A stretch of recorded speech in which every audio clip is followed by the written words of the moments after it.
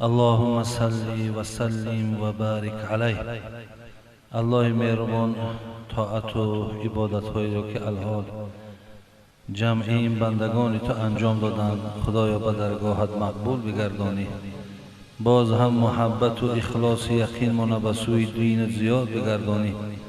دادر ما قاری را خدای مهربان باز هم زبانش باراتر و خاتمه و آینده های نیکشون تی و صف این گونه حافظای قرآن الله مهربان در این جامعه ما زیاد بگردانی.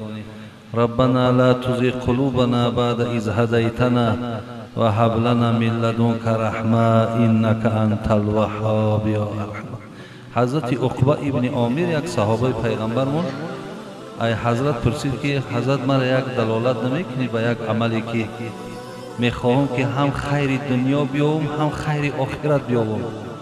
میخواهم که عزت هم دنیا داشته باشم هم آخرت. حضرت گفتند که امسک علیک لسانک وابکی علی خطیئتک ولیسعک بیتک. این حضرت امام ترمذی در کتابش میاره. گفت برای آن که تو اگر خیر دنیا و آخرت بیابی، تو اگر شرف دنیا و آخرت بیابی، عقبه پایبند سه چیز شو.